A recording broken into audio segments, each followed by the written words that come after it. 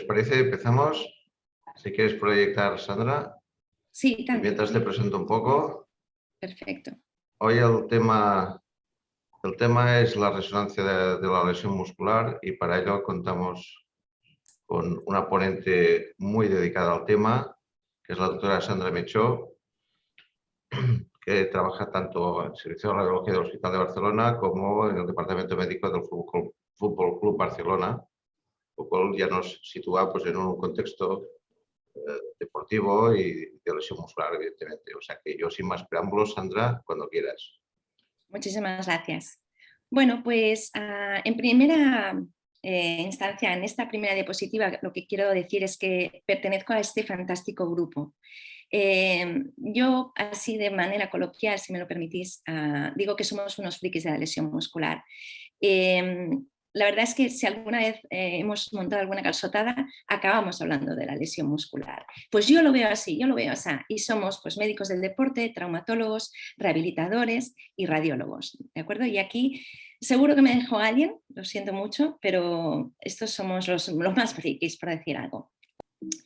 Y es que la lesión muscular, el diagnóstico ha pasado por una historia, ¿no? Al principio solamente tenían la información del mecanismo de la lesión y dónde estaba, ¿de acuerdo? De la extremidad.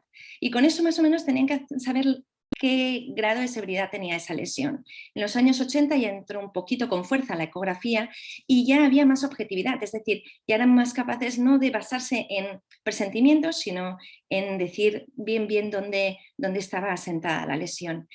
Pero realmente en los años 2000 fue cuando entró la resonancia magnética y con ella pudimos ver exactamente qué tejido era el que estaba lesionado. Aquí os he hecho un resumen, evidentemente faltan muchísimas publicaciones y muy buenas, pero como para que veáis, ¿no? En la era clínica se intentaba clasificación clínica entre los 85 y el 2000. Estaba la clasificación basada en ecografía, pero ya a partir de los años 2000 fue la resonancia magnética la que nos ha intentado ayudar con esta clasificación que todavía no la tenemos optimizada. Y es que, ¿qué se le pide a la imagen?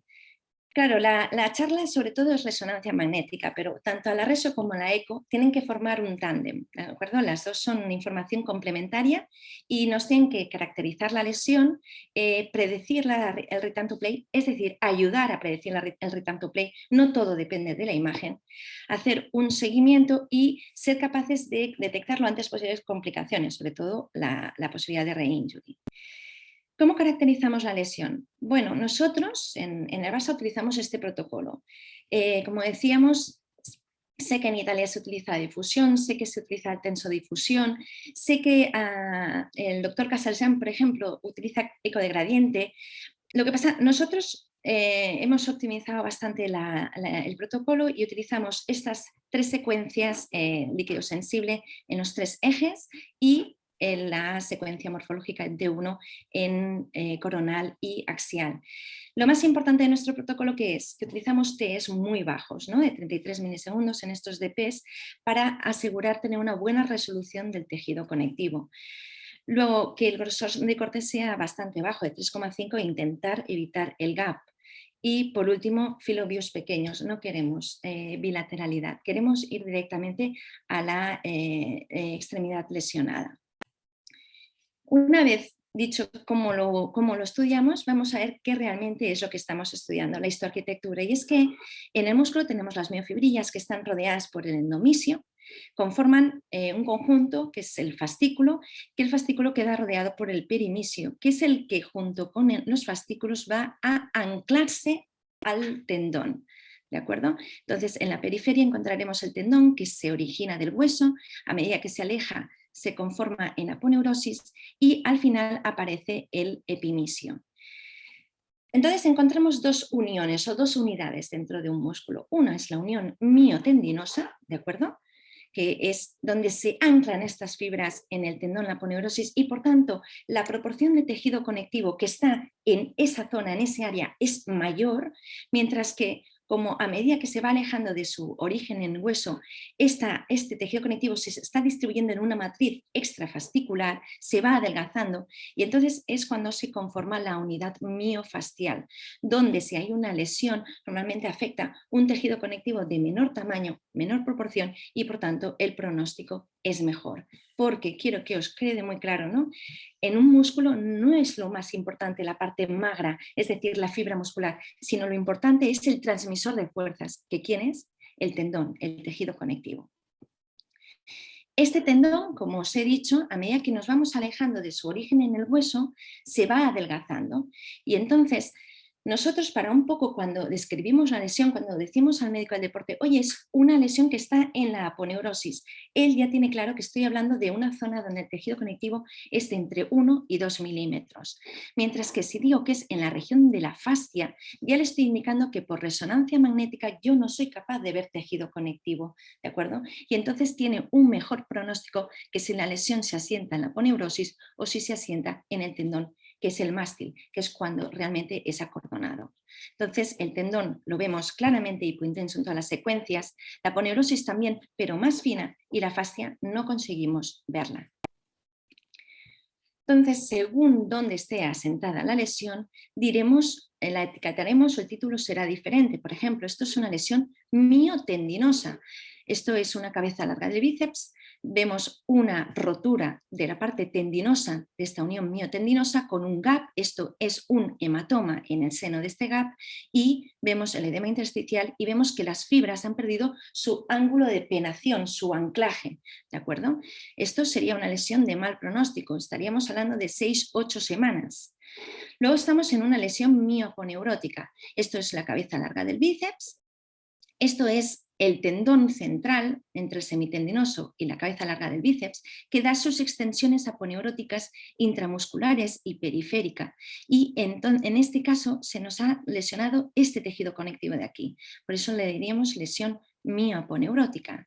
En este caso sería una lesión muscular muy frecuente en el recto femoral, ¿vale? Tenemos el tejido conectivo de la mioponeurosis anterior, el septo central, vemos la parte posterior que está formada por la fascia, propio del tejido conectivo distal, pero la lesión ¿dónde está? Pues en el centro del músculo. Esto es una lesión muscular.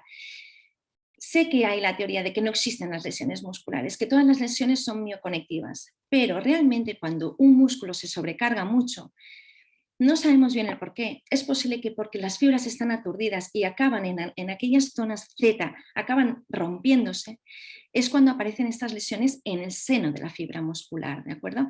Podemos ver edema intersticial que se extiende hacia la periferia, pero realmente el epicentro está aquí. Y esto sería una lesión de muy buen pronóstico porque el transmisor de fuerzas no está lesionado. Y por último tenemos la lesión miofascial. Es muy frecuente en esta zona, la cremallera distal, como dice nuestro compañero el doctor Valius. Esto sería la cabeza larga del bíceps, esto es la cabeza corta del bíceps y la lesión asienta aquí. Vemos un borramiento de las fibras y vemos que no ha sangrado hacia el espacio intermuscular entre ambas cabezas del bíceps. Por tanto, esto sería una lesión miofascial sin rotura de epimisio, ¿de acuerdo? Que el epimisio es el tejido conectivo o fascia que está en la periferia que no podemos detectar por imagen. ¿Qué signos radiológicos podemos encontrar? Bueno, pues podemos encontrar una rotura tendinosa, vemos una solución de continuidad hiperseñal líquido en el seno de este cordón tendinoso. O en ocasiones podemos encontrar una elongación del tendón. En el seno del tendón puede aparecer hiperseñal porque algo sangra, por decir algo, ha perdido un poco de su estructura fascicular, pero no llegamos a ver una clara solución de continuidad y sí que es típico que alrededor aparezca un edema peritendinoso, un halo de hiperseñal. Esta es la típica lesión miotendinosa con pérdida de tensión del tejido conectivo y con pérdida del ángulo de penetración de las fibras musculares.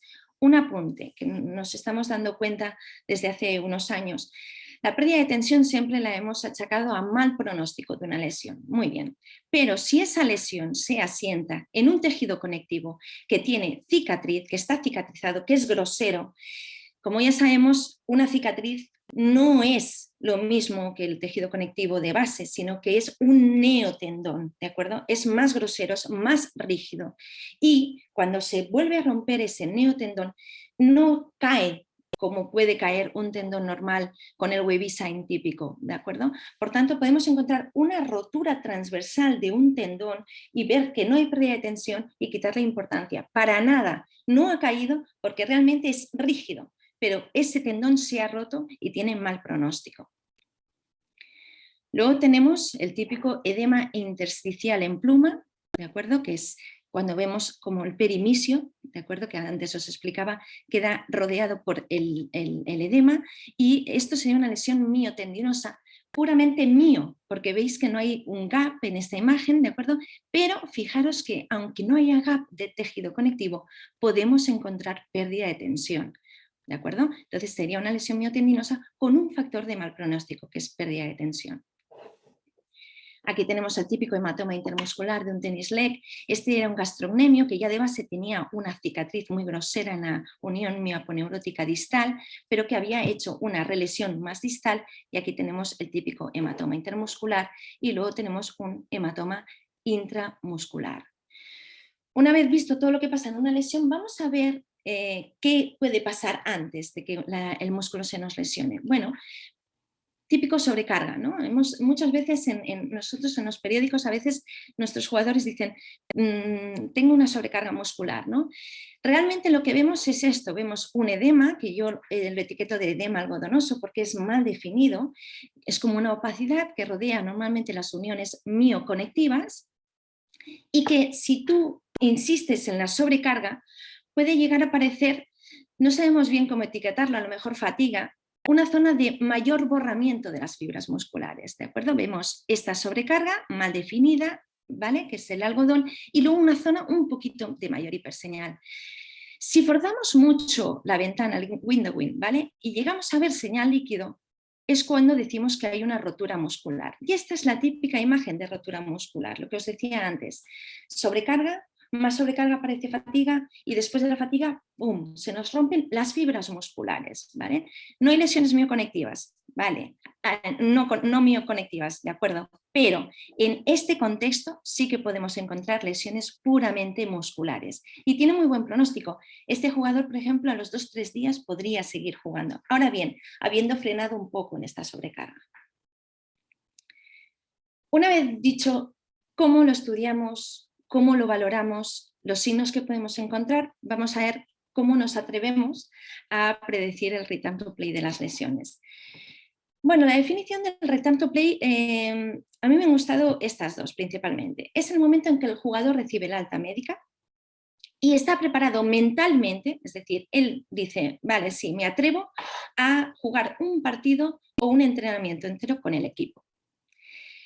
Esa decisión realmente es una decisión compartida, es decir, aquí juegan el médico del deporte, el radiólogo por la imagen, el preparador físico y el jugador, ¿de acuerdo? Entonces, es un momento, es decir, hasta aquí no había return to play y ahora en el segundo uno es el return to play, no. Arden en el 2016 lo indicó y me gustó mucho, ¿no? Es un patrón continuo. De hecho, muchas veces os dais cuenta que nosotros cuando el jugador está bastante bien, nos atrevemos a tirarlo a campo unos minutos y cada vez va jugando 10 minutos, un cuarto, 20 minutos.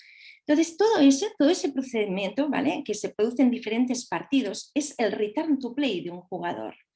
Entonces, por eso muchas veces nos atrevemos a decir 6-8 semanas, bueno, porque a lo mejor el return to play puede tardar entre una semana y 2 semanas en producirse de manera completa. Necesitamos marcadores objetivos, es decir, yo necesito por imagen decir, oye, la cicatriz me gusta, hay una buena adaptación a esta cicatriz, ¿de acuerdo? No podemos basarnos en si el jugador se siente bien o no, porque si, por ejemplo, nos basamos en eso, en el solio se nos van a relesionar muchísimas veces, porque los jugadores enseguida se encuentran bien. O en una cremallera distal de bíceps, nos vamos a tener muchas reinjuries, porque a los 3 días, cuando son lesiones que tendrían que estar entre 3 y 5 semanas, los jugadores están fantásticamente.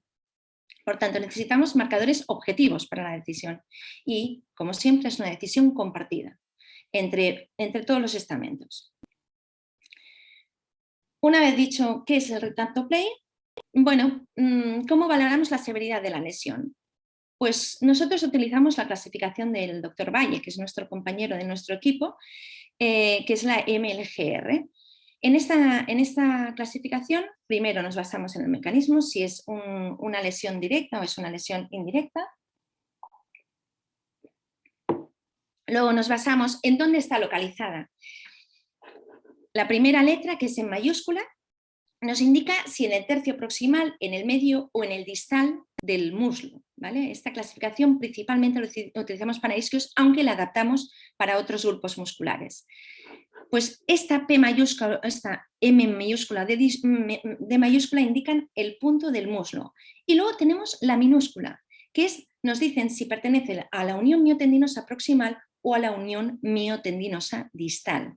Si coinciden en la misma letra, si es una PP, ya te están indicando que están o en la zona de origen del tejido conectivo proximal o en la zona de origen del tejido conectivo distal, si coinciden la D y la D.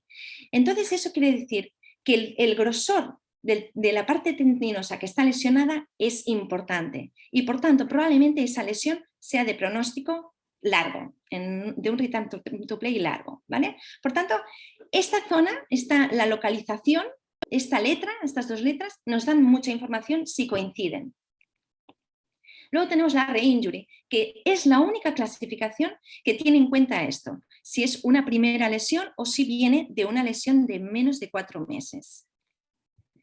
Y aquí tenemos el grado, que el grado también nos da muchísima información. Si es un 0, quiere decir que no veo nada por resonancia magnética.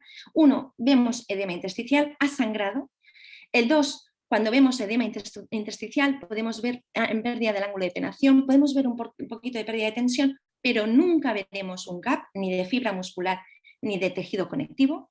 Y el grado 3 es cuando podemos ver cualquier gap medible, es decir, cualquier área de hiperseñal líquido, tanto de fibra muscular como de tejido conectivo, que pueda medir. En este caso estamos en un grado 3, que sería un grado severo. Y la estrella de esta clasificación es esta, la R minúscula. La R minúscula nos indica si hay una disrupción del tejido conectivo y si hay una pérdida de tensión con una gran retracción. ¿De acuerdo?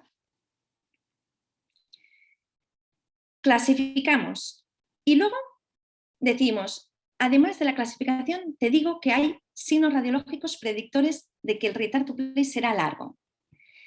Hay este artículo de Kumarabel que hace como un resumen de los diferentes artículos que han habido buscando predictores del return to play. Un poco, nosotros nos casamos más con Fournier-Farley, estamos más de acuerdo con ellos, ¿no? Una lesión severa, es decir, un grado 3 con una R minúscula, con un cross-sectional area importante. Ellos indican superior al 75%.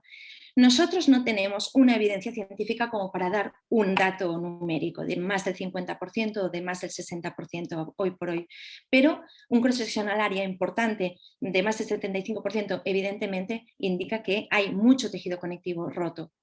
Retracción, lesión en el tendón central, en el caso de los isquios, es decir, entre el semitendinoso y el bíceps en la porción proximal, quiere decir que esa lesión se va a alargar en el tiempo, o en el free tendon, que es cuando se origina en el isquio y todavía no se han aparecido las fibras musculares. El free tendon quiere decir cuando es un tendón cordonal donde ahí no se están anclando ni las fibras musculares y por tanto si se nos lesiona en el free tendon no tendremos una buena atmósfera para una cicatriz rápida. Por tanto, sería de mal pronóstico. Y ahora hace poco salió este artículo de Macaulay, muy recomendable, donde han hecho un trabajo muy bonito, 24 futbolistas, 29 lesiones en isquios en las últimas 4 temporadas de la Premier League, y ellos han mirado todas estas variables, han hecho un trabajo súper bonito, todas estas variables para ver si eran predictores del return to play y estas para ver si eran predictores de que esa lesión puede reinjurarse con facilidad. Y lo que pasa es que solamente han encontrado con una P significativa en el grado de severidad basado en BAMIC, que es la clasificación que utilizan en Inglaterra, y la incapacidad por parte del jugador a continuar con la actividad en la cual se lesionó. Esos son 2 factores que ellos consideran de return to play largo, es decir, superior a las 6 semanas. Esta es la gráfica donde indican que a medida que el grado del BAMIC va subiendo, el return to play puede alargarse entre 3 y 4 días. Y bueno, en resumen es eso, ¿no? La lesión severa y la incapacidad a seguir con la actividad. Estos son sus signos radiológicos predictores de return to play. En resumen, se nos lesiona un jugador. Sandra, hay que hacer una resonancia. Vale, ¿qué tengo que contestar? ¿Qué preguntas me van a hacer? Pues primero, ¿qué músculo es el que está afectado? Segundo, ¿está en la unión miotendinosa o en la unión miofascial? Perdón, porque me quedo sin saliva. ¿Es una lesión tendinosa, miotendinosa, miofascial, muscular? ¿Qué grado es según la clasificación de MLGR? Y por último, ¿qué factores de mal pronóstico presenta aquella lesión? Todas esas son las preguntas que yo debo contestar en el momento en que hacemos la resonancia magnética. Nosotros, el doctor Pruna y yo, hace 4 años, para la guía de músculo del Fútbol Club Barcelona, hicimos una serie de tablas un poco orientadoras, son orientativas, perdón, para un poco dónde está la lesión y qué grado de afectación hay en el tejido conectivo. Y según eso, más o menos, según la experiencia del Barça, que no tenemos un estudio científico con una evidencia tipo A, más o menos en qué nos basamos para decir, bueno, pues esta lesión pensamos que es de 10 semanas, esta es de 6 semanas, ¿de acuerdo? Y entonces nos atrevimos a hacer estas tablas, por tanto, con lo que os he dicho de respondiendo esas preguntas y con estas tablas, al final es cuando más o menos orientamos el return to play basado en la imagen. Pero ese return to play basado en la imagen siempre se modificará si pensamos en la psicología del jugador, si pensamos en el momento de la temporada que estamos, si pensamos si ese jugador es necesario o no para que juegue el siguiente partido, etc. Vale, hemos hecho el diagnóstico, empezamos el tratamiento. ¿Y el radiólogo desaparece? Evidentemente no. El médico del deporte, en mi atmósfera, son ellos los que hacen el control por ecografía. Cada 2 o 3 días, cuando los ven en el control, hacen una ecografía para ver que todo va evolucionando correctamente. Pero luego también nosotros hacemos control por la resonancia magnética, ¿vale? Cada 15 días aproximadamente hacemos el control. Y es que nosotros nos basamos en el modelo de Jarvinen, de la cicatrización. Sabemos que desde el minuto 1 de una lesión ya empieza la cicatrización, porque viene todo el torrente sanguíneo con las células plasmáticas, células inflamatorias, que van a ayudar a formar el neotendón o el neotejido conectivo, ¿no? Pero sí que sabemos que, aunque al principio nosotros por imagen no somos capaces de ver si hay cicatriz o no, aunque sabemos que la hay, es hasta el 8 día, hasta el 8º día, que sí que podemos decir, vale, aquí está empezando la cicatriz. Y aquí tenemos un caso muy bonito. Esto es una lesión, unión miotendinosa proximal de la cabeza larga del bíceps. Teníamos una roturita del tejido conectivo que, como esto es una imagen hecha a las 48 horas poslesión, está como mal definida este tejido conectivo, esta zona, pero la rotura estaba aquí con un poco de edema peritendinoso y a los 8 días, fijaros, ¿qué nos aparece? Pues el callo blando, el precioso callo blando, el tejido de granulación en el seno de una zona periférica con una mayor hipointensidad, que es la cicatriz, ¿de acuerdo? Y esto en el tiempo pues tiene que irse haciendo más hipointenso y tiene que ir adelgazándose. Jarvinen en su artículo dice una cosa muy razonable, ¿no? Si al 5º o 7º día después de una lesión el jugador no tiene mejora de los síntomas, hay que hacer algo, porque o se ha producido un hematoma que no está permitiendo que las fibras vayan recuperando o la lesión se ha extendido más. Porque es que al 8º día la cosa tiene ya que empezar a ir muy bien dirigida y poderse evidenciar por imagen. Este caso es una lesión también miotendinosa del bíceps. Lo bueno de hacer las imágenes coronales y sagitales, ¿no? Los ejes largos, es que te permiten ver en un resumen rápido qué tipo de lesión tenemos. Aquí vemos claramente que es una lesión que nos ha sangrado en el espacio intermuscular, por tanto, en la zona de free tendon con el tendón central debemos tener algo, y luego ha sangrado mucho hacia lo que es el bíceps. Y luego hay una cosa muy importante que vemos, que el bíceps de alguna manera ha caído. Esta lesión es severa.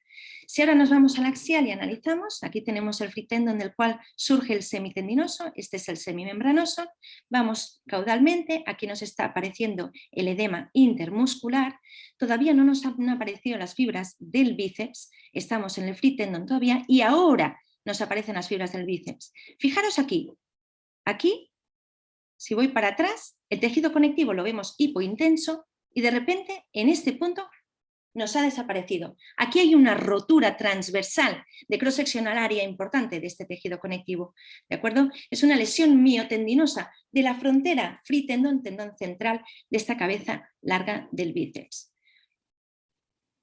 Si vemos cómo se va cicatrizando, a la semana, 2 semanas, normalmente lo hacemos a los 15 días el control, vemos que en la zona donde habíamos perdido completamente el tejido conectivo, empieza a verse algo, ¿de acuerdo? En las lesiones de mayor extensión, no como la que antes os he enseñado de la de los 8 días, sino que en las más extensas cuesta más ver el callo blando tan bonito como os he enseñado, ¿de acuerdo? Pero sí que empezamos a ver que se está produciendo una buena atmósfera para que esto se vaya cicatrizando, ¿no? Vemos que los tejidos se están juntando, ¿eh? Entonces vemos hiperseñal T2, se va reduciendo el edema intermuscular e intersticial y aparece un callo blando fragmentado. A las 4 semanas, fijaros, ya tenemos el callo más organizado, lo tenemos aquí. Lo que pasa es que todavía faltan zonas para realmente conseguir una continuidad y destaca que se hace un callo muy hipertrófico, fijaros, ¿de acuerdo? Este callo hipertrófico con el tiempo, con el tratamiento adecuado de rehabilitación, tiene que ir estirándose, tiene que ir adelgazándose, ¿de acuerdo? Y por último, pues fijaros que en la semana 7 ya tenemos un callo bastante continuo, todo lo podemos continuar, ¿de acuerdo? No hay estas zonas como aquí que había alguna muesquita, sino que todo está bien unido y además aparece la periferia hipointensa rodeando correctamente y vemos que va de fuera a dentro, es decir, de fuera es muy hipointenso y dentro se van haciendo puntitos hipointensos que luego acaban haciendo una uniformidad más hipointensa. La detección de complicaciones. Bueno, tengo la gran suerte de trabajar con el doctor Jaime Isern, que es una máquina de la publicación, de las ganas de trabajar, y hemos hecho este trabajo junto con el doctor Alomar, que tengo unas ganas locas de poderlo publicar, donde hemos estado evaluando qué signos durante el control nos pueden hacer coger fuerza para llamar al médico del deporte y decir, oye, cuidado, esta lesión se nos está adaptando mal a la cicatriz y puede ser que se nos relesione. Es muy típico encontrar en los controles el edema peritendinoso o pericicatricial adaptativo, un halo, ¿vale? Muy sutil, hiperintenso. Eso no pasa nada. Eso quiere decir que, bueno, hay la atmósfera de cicatrización de todas las células plasmáticas, tiene que haber hiperseñal y es correcto, no pasa nada. También es frecuente en las cicatrices groseras pues, que aparezcan sustituciones de grasa o focos de hiperseñal en el DP-Fachat y esto no pasa nada, es todo adaptativo y no nos tiene que preocupar para nada. Ahora bien, hay 2 signos que estamos demostrando y esto lo presentaremos en breve, que parece ser que nos tienen que llevar a rápidamente llamar al médico responsable. Uno es, si hemos hecho control y vemos que el edema intermuscular y el edema intersticial desaparece y hacemos un control y nos aparece un edema intermuscular cuando no se le ha hecho ningún tipo de infiltración a este jugador, ¡pam!, aquí está pasando algo.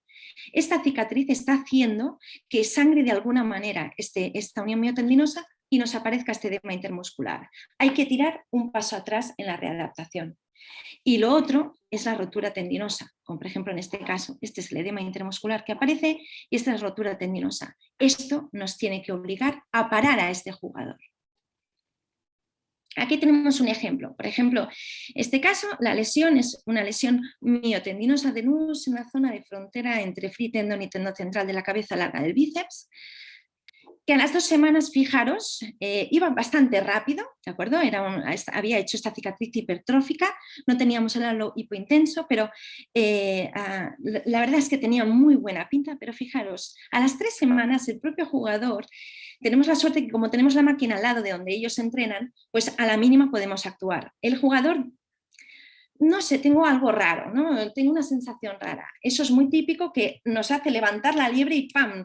Resonancia magnética inmediata. ¿Qué nos pasó? Pues bueno, nos encontramos que en este callo, que aquí lo veíamos bastante tendencia a la hipointensidad, aquí nos aparece mayor hiperseñal. Aparece más hipertrófico si cabe, pero además nos aparece más edema intermuscular. Y aquí os lo demuestro con este vídeo comparativo. Esta es la de las 2 semanas y esta es la de las 3 semanas. Fijaros, vamos bajando, ¿vale? Este es el semimembranoso, este es el free tendon, vamos bajando, aquí aparece hiperseñal. Fijaros que algo de edema intermuscular hay, pero a medida que vamos bajando, fijaros que aparece más edema intermuscular. Ahora lo veréis. Fijaros.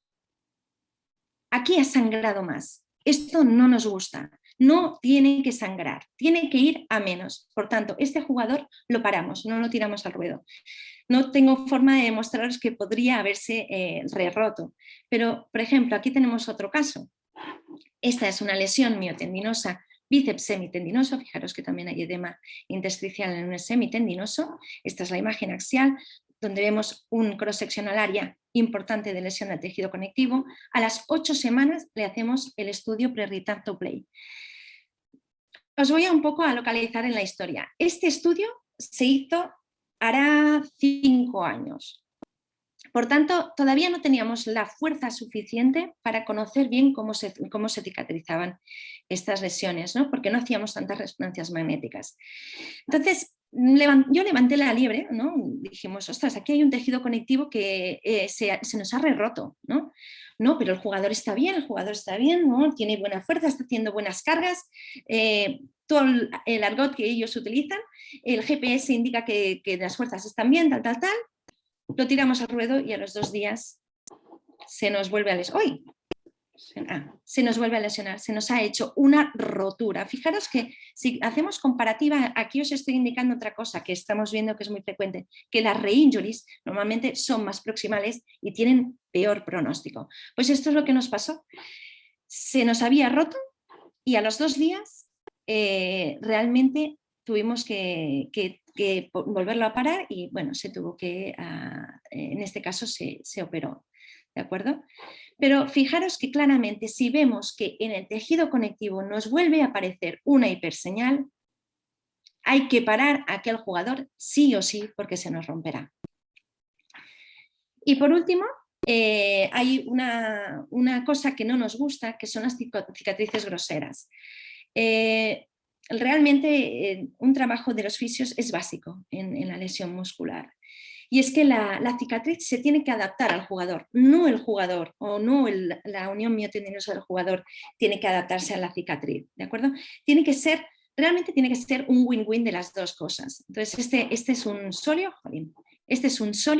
tenemos la lesión que se produce a nivel mioponeurótico del fascículo aponeurótico lateral. Fijaros que aquí hay una anomalía de la normalidad que es muy frecuente, que es que haya una arcada aponeurótica proximal que una los 2 fascículos del solio y la lesión estaba asentada aquí. A las 4 semanas, fijaros qué cicatriz más bestia, más grosera había hecho.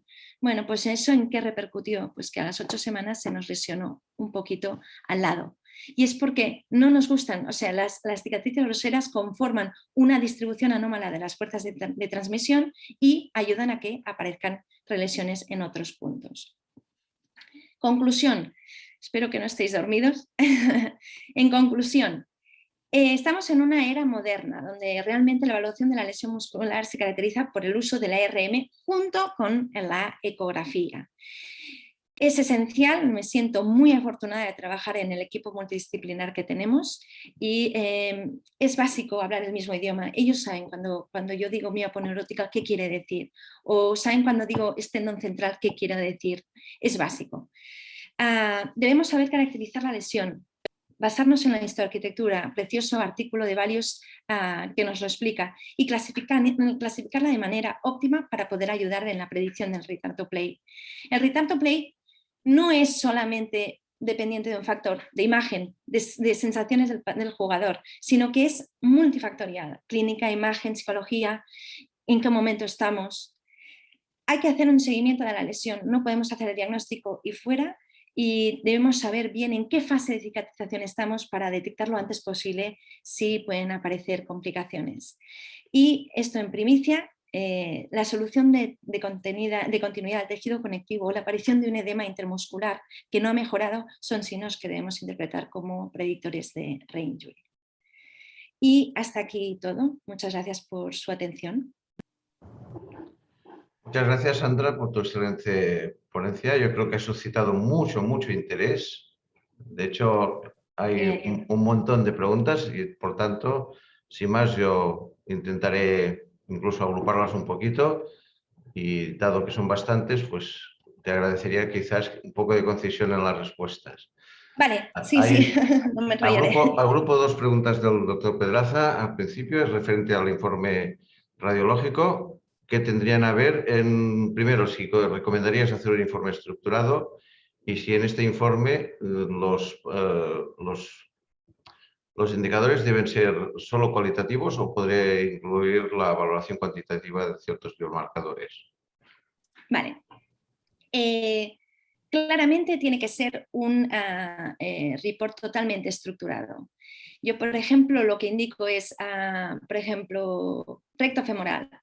Voy indicando tendón directo, tendón indirecto, tendón común, ¿vale? Las diferentes estructuras de más importante a menos importante, si está conservado o no. Si hay rotura, no me voy por los cerros de huida. Rotura con una solución de continuidad, no. Rotura mixta, ¿vale? Es decir, si hay longitudinal y transversal. Indico algún dato cuantitativo. Os tengo que decir que últimamente he cambiado. Como veo que a nivel de literatura siempre el cross-sectional area, al porcentaje se le da importancia, últimamente sí que me dedico a medir el cross-sectional area de tejido conectivo que está lesionado. No soy para nada seguidora de medir cuánto de largo es el edema intersticial. Para mí eso es una tontería, disculpad. La sangre cae por declive y pues puede caer mucho, o si la lesión coge una estructura vascular va a sangrar mucho, pero no eso indica que esa lesión es de peor pronóstico. Por tanto, estructurado sí, mido cross-sectional area de tejido conectivo lesionado. Perfecto. ¿En tu opinión crees que los algoritmos de inteligencia artificial nos pueden ayudar? Sí. Bueno, yo soy bastante, hazte amiga de tu enemigo, y no es un enemigo la inteligencia artificial, lo siento mucho. La inteligencia artificial, justamente ahora estamos junto con el doctor Martínez, que es mi jefe del Hospital de Barcelona, estamos intentando arrancar un trabajo para ver biomarcadores para el tendón, para entender la patología tendinosa del Aquiles. Y es que la imagen, la básica imagen, no nos puede ayudar para entender, por ejemplo, qué está pasando en un tendón lesionado, relesionado, adaptado, etc. Por tanto, yo sí que creo que la inteligencia artificial nos ayudará y mucho. Sí. Un poco al hilo de lo que has comentado de medidas, el doctor Kai Vilanova, nos pregunta que si en la medición de la lesión proporcionas el área seccional como has descrito, pero ¿cómo la realizas? ¿La longitud de la lesión, diámetro transversal o solo del edema o de la zona de ruptura per se? Correcto. Me voy a la sección axial donde veo que hay mayor rotura del tejido conectivo. Y entonces lo que hago es hallo el área de más o menos de la zona donde pienso que está el tendón más cordonal, ¿vale? Es decir, superior a los 2 milímetros. Hago el área amplia donde más o menos pienso que tiene que haber el tejido conectivo. Y entonces hago la sección donde veo la hiperseñal, donde está roto ese tejido conectivo, y hallo la proporción. Sé que no es una medida exacta, por eso no creo en las medidas, pero más o menos me hago una idea de cuánta lesión hay. No sé si lo he explicado bien. Busco el axial, el tendón, la parte más gruesa, donde hay mayor lesión hiperseñal dentro del tendón, hago el área de todo el tendón por donde yo creo que tiene que ir y luego hallo el área de la zona de hiperseñal intratendinosa. Perfecto. Y ya sé. Sí. Hago un mix de cuestiones de exploración. Es decir, en tu experiencia nos pueden ayudar y te pongo tres cosas, ¿no? La administración de contraste en resonancia, el uso de la espectroscopia en resonancia o la utilización de pruebas de medicina nuclear y imagen molecular. Oh, ¡ostras! Ya lo sé, es un poco que esté todo junto, pero creo que te Ver, permitirá una respuesta. la primera, contraste. No, o sea, yo ya sé lo que voy a ver. Hay hiperemia, evidentemente, porque hay una cicatrización. Tienen que ver los vasos ahí súper a tope, llevando todas las células que necesitamos para que biológicamente se cicatrice. No, no me sirve de nada. Contraste para la lesión tendinosa, que es diferente. Ahí no os digo que no, porque hay muchas veces, como ya sabéis, bueno, la lesión tendinosa, ahora ha aparecido la teoría de que a lo mejor hay una hipoxia dentro del tendón, ¿no? Y nuestra reacción inmediata, nuestro cuerpo, ¿qué hace? Hace neovascularización. Y entonces esta neovascularización, por una imagen estándar de resonancia magnética, no somos capaces de verla. Pero sin embargo la neovascularización no es buena porque aparecen los factores o sea, son nociceptores, van nociceptores con estos nuevos vasos y entonces es cuando aparece el dolor. Y entonces en esos casos sí que podría ir muy bien en contraste. Lo que pasa es que no hay estudios realmente con una evidencia respecto a ello. Eso por un lado. Espectroscopia, no tengo ningún tipo de experiencia al respecto y tampoco me atrevo a opinar. Si hay alguien en la audiencia estaría encantada y realmente no puedo opinar. Y medicina nuclear menos todavía, tampoco podría dar ninguna opinión, o sea que lo siento mucho, pero aquí me habéis pillado. Siguiendo un poco al hilo de esto, ¿no? Pues de otras técnicas que nos pueden aportar, el doctor Javier Díez, te preguntaría qué papel puede tener la elastografía en la valoración de lesiones musculares. Claro, la elastografía por ecografía está teniendo mucha fuerza y justamente hace poco tuve una reunión con Canon. Yo tengo la suerte de trabajar con Canon, que tiene muchas ganas de probar cosas y se ve que han hecho, no lo he acabado de entender bien y lo queremos arrancar. Han hecho un protocolo que un poco simularía la elastografía por resonancia magnética para ver bien la fuerza de la cicatriz. La elastografía claramente se está viendo que sirve para la cicatriz. ¿De acuerdo? Lo que pasa es que yo en mi atmósfera Barça sé que hay opiniones para todo. Sé que hay fisioterapeutas que lo están utilizando en el día a día y que son capaces de decir, aquí hay callo blando, cuidado, aquí no hay que forzar, aquí se está haciendo callo más maduro, perfecto, aquí está siendo demasiado grosero, por tanto no gusta. Entonces parece ser que para eso sí que esté sirviendo. Pero nosotros no lo utilizamos. Sé que, por ejemplo, tengo un amigo en México que trabaja para Chivas y ellos sí que lo utilizan y mucho en el día a día en el control de la cicatriz. Perfecto. Cambiando un poco de área, el doctor Santiago Medrano te felicita por tu trabajo y te pregunta si Gracias. tienes experiencia en la valoración de la lesión muscular fuera del marco deportivo. Y dispone, por ejemplo, la recuperación de la atrofia muscular tras un encamamiento prolongado.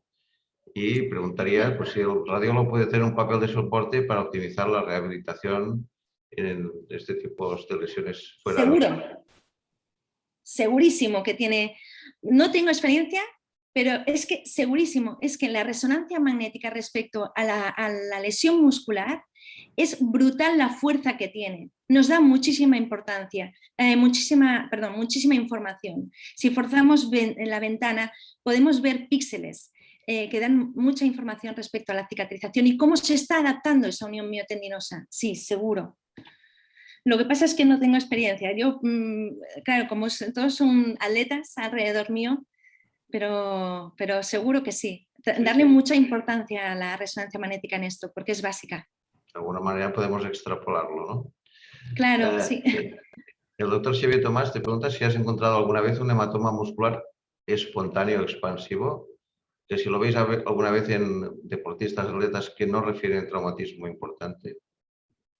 No, no nos ha pasado esto. No, para nada.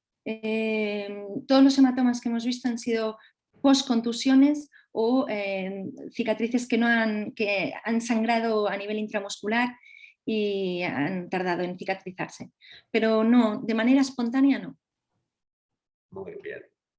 La doctora Margarita Martínez te pregunta si sería útil o crees útil el drenaje percutáneo del hematoma, si lo hubiera, y en todo caso, a partir de qué tamaño estaría indicado.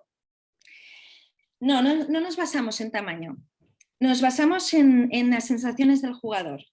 Y sí que muchísimas veces se acaba haciendo un drenaje. Realmente es molesto. Y os tengo que decir, o sea, yo cuando empecé a trabajar con ellos no me creía que siempre decían, es que se escuchan mucho los jugadores. Bueno, es que se escuchan porque los tíos se conocen muy bien el cuerpo. Siento utilizar el argot así, pero es que es verdad.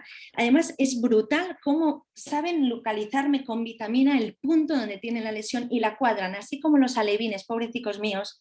Muchas veces es la lesión, me la marcan en tercio medio y la tienen pues a nivel proximal, lo típico, avulsiones.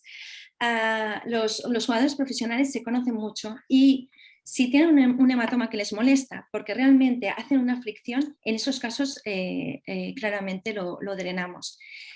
Y si vemos que el gap está, por ejemplo, la unión miotendinosa, aquella que os he indicado del bíceps, que había un hematoma en el gap, si realmente queda muy separado, no por que sean 2 o 3 centímetros, pero sí que en ocasiones sí que lo pinchamos para drenar y para juntar más los cabos. Sí. El doctor Pedraza te preguntaría, es decir, a partir de una afirmación como de que existen variaciones en la velocidad de recuperación de las lesiones entre diferentes personas, es decir, hay un factor individual. Sí, tanto. ¿Tú crees que a partir de tu experiencia, sí, a través del estudio de la lesión muscular por resonancias, se puede predecir la velocidad de recuperación en cada persona? Sí, sí, y tanto. Por eso hacemos los controles cada 15 días. De hecho, Baldock, que hace poco fue una publicación que hicieron con 3 casos, muy bonita. Lo que pasa es que llevamos un poco la mosca detrás de la oreja porque hay 2 parágrafos o párrafos, perdón, que parece que los hayamos escrito nosotros porque es de cosas que en muchos congresos lo decimos, pero no lo escribimos. Somos lentos a la hora de publicar nosotros. Yo hago el control cada 15 días, ¿de acuerdo?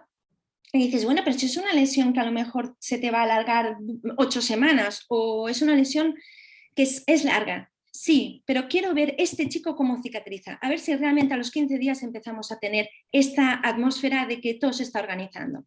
Por eso lo hacemos, sí, porque cada uno cicatriza diferente y tanto. Bueno, vosotros mismos lo veis, que hay unos jugadores que se nos lesionan mucho y hay otros que aguantan como unos campeones. Pues ahí está, la naturaleza de cada uno es diferente, sí. Insistiendo un poco en esto de la variabilidad, pero esta vez en deportes diversos. En tu experiencia, ¿tú crees que si hay deportes concretos donde las lesiones musculares son más graves y difíciles de recuperar? ¿O no? ¿O no tiene nada que ver? A ver, yo trabajo con handball, trabajo con futsal, hockey, básquet, fútbol, profesionales, pero luego también tengo rugby, tengo bailarinas, porque es un centro de medicina del deporte. No por el deporte las lesiones tardan más o menos. Por ejemplo, realmente es aquel deportista. Os tengo que decir que las bailarinas, o sea, yo fui bailarina hasta los 18 años y ahora que las veo a ellas es que es brutal. Una bailarina aguanta todo, todo, cualquier lesión. Tiene un tendón rotísimo que está sangrando a la bestia y la tía nos hará una performance de 1 hora y media aguantando. ¿Se nos cicatriza con más lentitud? Sí, porque aguantan más. Pero no es porque el deporte sea peor o porque los estiramientos, no, es porque aquella pues aguanta más el dolor y entonces se tiran al ruedo y no dejan a cicatrizar la lesión muscular. Los handball, ostras, entre handball y rugby son las peores lesiones que he visto en mi vida, o sea, unos arrancamientos tendinosos, unas retracciones. Y sin embargo los tíos pues no se nos alargan a 10 semanas o a 12 semanas. Pero no por el deporte, sino realmente es por la fuerza psicológica de aquellos deportistas. Perfecto, Sandra. Creo que has contestado tal como te pedía, con mucha concisión. Entonces, retirarte las felicitaciones por tu excelente ponencia, que también se recogen a través del chat, que hay cantidad de felicitaciones, pero Qué bien, gracias. dado el horario que llevamos, yo quisiera invitar al doctor Xavier Tomás que hiciera algún comentario al respecto y finalmente que el doctor Pedraza nos cerrará la sesión. Xavi, Salvador. Sí, bueno, pues como estábamos comentando, realmente me quito el sombrero con la explicación que nos has dado. Además, sumamente práctica, Sandra, porque nos estás diciendo cosas, por ejemplo, a veces estamos midiendo el edema allí, yo qué sé, y estamos volviéndonos locos y tú dices, no hace falta, porque pues me parece muy bien esa aproximación, ¿no? O que nos fijemos mucho en las pequeñas lesiones intratendinosas, ¿no? Esas que nos has estado enseñando que esto, si uno no está avezado en este tipo de lesiones, pues pueden pasar inadvertidas. O sea, que darte las gracias por tu esfuerzo y por tu sapiencia que nos has transmitido. Qué bien, gracias. Faltaría más. Y desde luego, encantado aquí en el clínico de poder colaborar con vosotros. Como bien sabéis, con el Barcelona sí. Estamos encantados. Con Jaime, conmigo, contigo, en fin. Es una buena, qué bien, muchas gracias. Es una buena aproximación que estamos encantados de poder hacer. Y tanto, es fantástico. Muy bien. Pues nada más, no sé si alguna cosa. Sí. Hago yo un pequeño resumen, Xavi, al final. ¿Me oís o no? Sí. Yo siempre intento resumir, Sandra, un poco todo. A ver, yo creo que nos has dicho 4 ideas clave. Nos has dicho la reso sí, pero en trabajo combinado con la eco. El radiólogo y la radióloga es importante, pero nos has hablado de fisios, médicos de deporte. Después nos has dicho, vale, nos van a pedir el return to play, pero no solo depende de la clasificación de la lesión. Hay temas psicológicos, temas de otro tipo que atienden al return to play. Y después nos has dicho, por favor, es muy importante el seguimiento. Lo has remarcado, el seguimiento de tratar complicaciones, ver cómo va el paciente, ¿no? Entonces yo creo que estos 4 puntos lo has remarcado mucho. ¿Te parece bien el resumen, Sandra? ¿O añadirías algo? Excelente, para nada. Eso es todo. El seguimiento es básico. No tenemos que hacer el diagnóstico y lavarnos ya las manos, sino que tenemos un importante papel en el control de las lesiones, los radiólogos. Perfecto. Pues, oye, Sandra, muchísimas gracias por tu magistral presentación. Gracias también a Xavi por su contribución y muchas gracias, Albert, por tu moderación. Solo recordar a todo el mundo que mañana tenemos otra sesión. Estará Sira Domènech, que nos va a hablar de la resonancia de hipófisis en pediatría, endocrinopatías más frecuentes y manejo de los hallazgos. Estáis todos invitados. Que tengáis todos un buen día. Sandra, un placer y volveremos a contar contigo, seguro. Y tanto, muchísimas gracias. Gracias a todos. Adiós, gracias. De volver.